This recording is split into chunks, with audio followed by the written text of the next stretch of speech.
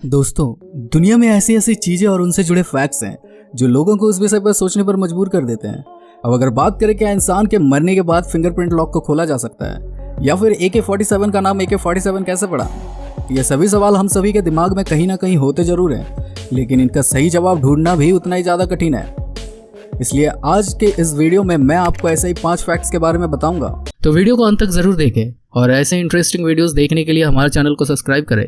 Number 1, Tibet, जो कि भारत और चीन का पड़ोसी देश है, जो दुनिया भर में अपनी एक अलग ही पहचान रखता है, जिसे लोग दुनिया की छत के नाम से भी जानते हैं। तिब्बत उन कुछ चुनिंदा देशों में से एक है जहां पर हवाई जहाज की सेवा उपलब्ध नहीं है।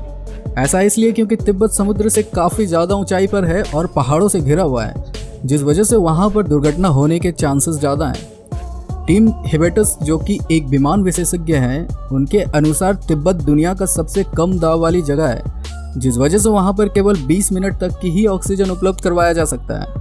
और इन्हीं सब चीज़ों को देखते हुए यह माना गया है कि तिब्बत के ऊपर से हवाई जहाज में यात्रा करना बिल्कुल ही इम्पॉसिबल है।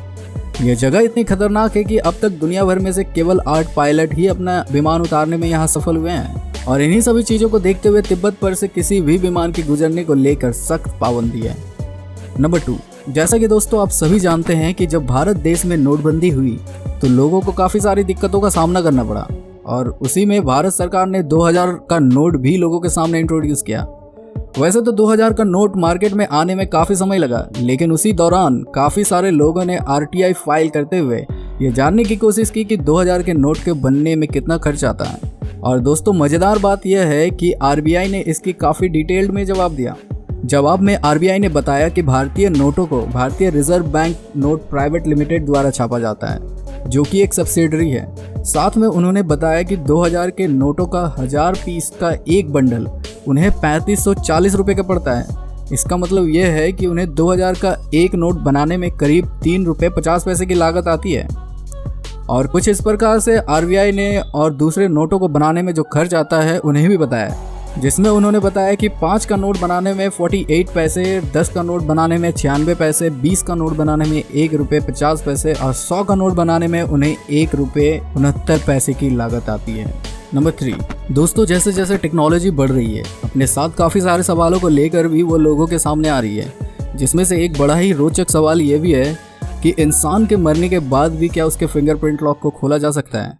और इसका जो जवाब है वह जानकर आप हैरान हो सकते हो। वैसे तो इस सवाल का जवाब एक शब्द में देना कठिन है, ऐसा इसलिए क्योंकि इसके 2 जवाब हैं। जब कोई व्यक्ति फिंगरप्रिंट लॉक अपने स्मार्टफोन पर लगाता है तो स्मार्टफोन केवल फिंगर्स को ही स्कैन नहीं करता, बल्कि उंगलियों के अंदर के इम्पल्स को भी मापता है। और जब कोई व्यक्ति मर जाता है तो उसके शरीर के अंदर की इम्पल्स काम करना बंद कर देती है, और अगर इम्पल्स मैच नहीं करेंगे तो फ़ोन का लॉक नहीं खुलेगा। लेकिन साथ में अगर फ़ोन ओल्ड वर्जन है और उस फ़ोन का फिंगरप्रिंट स्कैनर इम्पल्स को स्कैन नहीं करता है, तो इस सिचुएशन में मरे हुए व्यक्ति के थंब स्कैन से भी लॉक को खोला जा सकता है। नंबर 4, AK-47 का नाम AK-47 ही क्यों रखा गया? तो इसके पीछे एक काफ़ी मज़ेदार और इंस्पायरिंग कहानी है। मिखाइल क्लाशनिकोव, जो कि दूसरे विश्व युद्ध में एक टैंक कमांडर थे, चोट लग जाने की वजह से उन्हें हॉस्पिटल में भर्ती होना पड़ा। और जब उन्हें इस बात का पता चला कि सोवियत राइफल्स की खराब परफॉर्मेंस के कारण सैनिकों को घायल होना पड़ा, तो उन्हें इस बात से बहुत ज़्यादा दुख हुआ और उन्होंने फैसला किया कि वो इसमें कुछ चेंजेस करेंगे।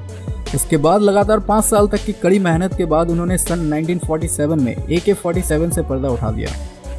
AK-47, जिसका पूरा नाम ऑटोमेटिक क्लासिकोव, जिसे इसके फाउंडर मिखाइल क्लासिकोव के नाम पर रखा गया, और 47 इसलिए क्योंकि इसे सन 1947 में लॉन्च किया गया था। और दोस्तों AK-47 दुनिया भर में अपने सटीक निशाने को लेकर काफ़ी ज़्यादा मशहूर है। एक्सपर्ट्स की माने तो यह 300 मीटर तक काफ़ी आसानी से सटीक निशाना लगा सकती है, और यदि शूटर अच्छा हुआ तो वह 800 मीटर तक भी बिल्कुल सटीक निशाना लगा सकता है। नंबर 5, दोस्तों 21 नवंबर 1963 भारत के इतिहास के सबसे महत्वपूर्ण दिनों में से एक है। दोस्तों ये वही दिन था जब भारत के पहले रॉकेट ने अंतरिक्ष के लिए उड़ान भरी थी। लेकिन दोस्तों क्या आपको मालूम है कि हमारे देश का जो पहला रॉकेट था उसे साइकिल पर लाया गया था? भारत के पहले रॉकेट लॉन्च का पैड तिरुवनंतपुरम के पास थुम्बा नाम के एक गांव के नारियल के पेड़ के पास बनाया गया था। उस समय के वैज्ञानिकों ने एक कैथोलिक चर्च को अपने ऑफिस के रूप में यूज़ किया, जिसमें डॉक्टर APJ अब्दुल कलाम जैसे काफ़ी सारे युवा और महान वैज्ञानिकों ने काम किया।